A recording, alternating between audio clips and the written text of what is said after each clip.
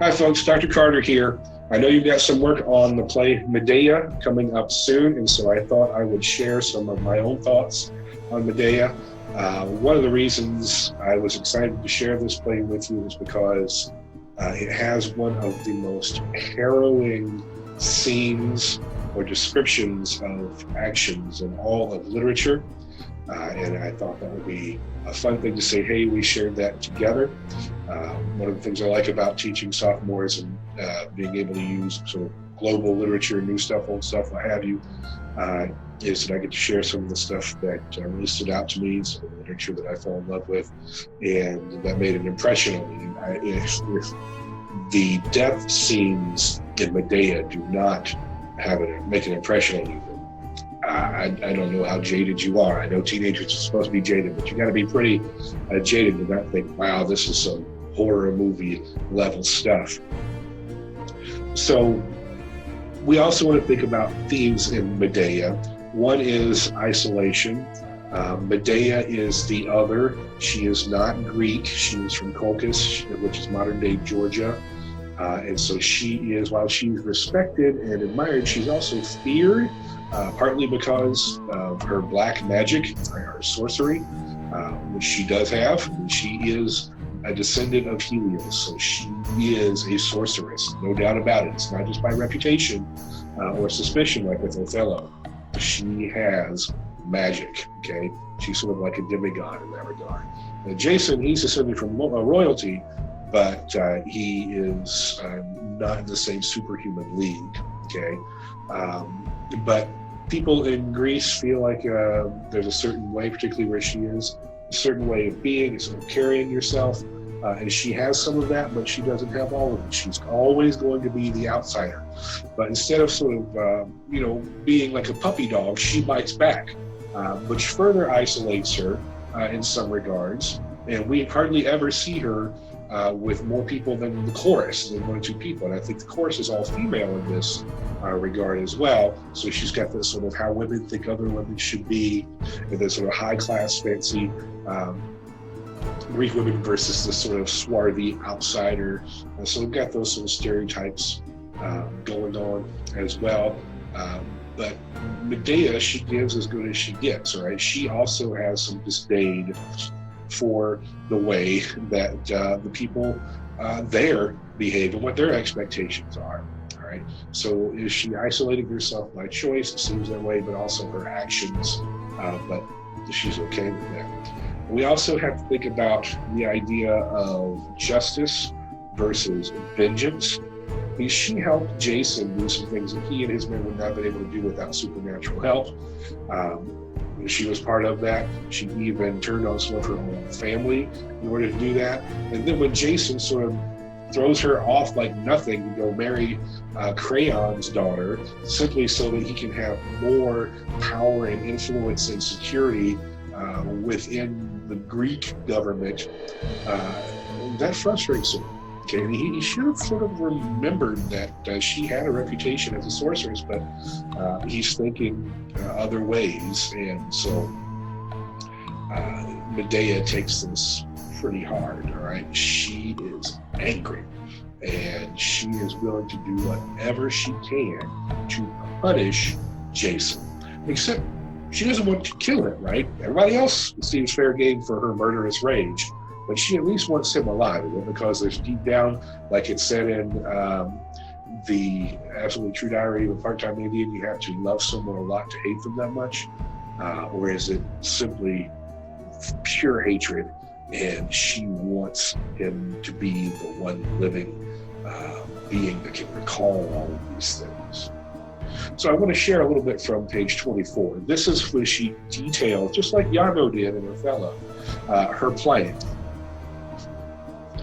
She says, "O Zeus and justice, child of Zeus." So in her mind, she is asking for justice, okay? Not necessarily vengeance, but justice. And flaming Helios, whose line she is descended from. "Now my friends will triumph over all my enemies. The plans I've made have been set in motion. I'm confident my enemies will pay. They'll get their punishment. For at the point when I was most in trouble, this man came and helped me plan safe harbor for myself. So she's talking about Aegeus, who came and said, yeah, I'll make a deal. You help me with this prophecy, and then you can come and, have a place.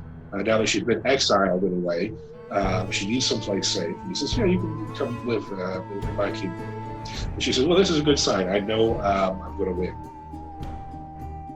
I'll lash my ship's cable to Aegeus once I've made it to Athena's city. Now I'll tell you all the things I'm planning, though you'll get little pleasure from my words. I'm going to send one of my household slaves to ask Jason to come and visit me. Once he's here, my words will reassure him. I'll tell him I agree with what he's doing, marrying the other person, that leaving me for this royal alliance is a fine idea. He's acted properly and made the right decisions. Then I'll ask if my children can remain, because of course the children are supposed to be exiled with her.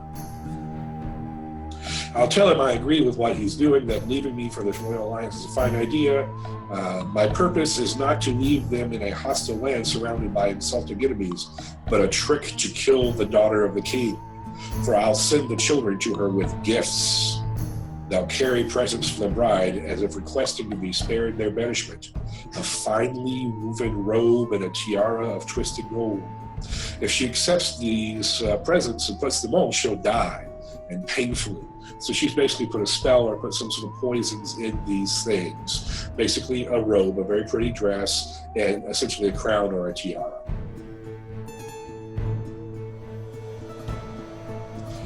She says, I've smeared strong poisons on those gifts, so much for that. I'll say no more about her. But the next thing I'll do fills me with pain. I'm going to kill my children. There's no one can save them now. And when I've done this, wiped out Jason's house completely, I'll leave. So she's even going to murder her own children. We don't necessarily see the evil deeds taking place. It happens off stage, and a messenger tells us. But let's just focus on that description. Again, some of the most harrowing lines ever written in literature. So I'm over on 35, 36. The messenger says, once she saw the gifts, so this is Crayon's daughter and Jason's new wife, she did not hold out, but agreed in everything with Jason. So that was what convinced Crayon's daughter to say, yeah, we'll take the kids, and that's perfectly fine. And before your children and their father had gone any distance from the palace, she took the richly embroidered gown and put it on, then arranged the golden crown, fixing it in her hair at a bright mirror, smiling at her body's lifeless image there. Lifeless being a little bit of foreshadowing. Lifeless in the mirror, okay, because that's just a reflection. But soon enough, it's going to reflect reality. Then she stood up from her seat and strolled across the room, moving delicately on her pale feet, delighted with the gifts, with a great many glances to inspect the straightness of the dress against her legs. So she's sort of posing, right? But then it happened, a horrific sight. She changed color, staggered back and sideways, trembling, then fell into her chair again, almost collapsing on the floor. An old woman, one of her servants, thinking it was a fit inspired by Pan or by some other god, shouted in festive joy until she saw the white spit foaming in her mouth, her eyes bulging from their sockets, and her pale skin quite drained of blood. The servant screamed again, this time to make up for her former shout. She cried out in distress. Another slave ran off at once towards her father's palace, and another to the girl's new husband to tell him the grim fate his bride had met. And of course we know it's only going to get worse from there. Pardon me.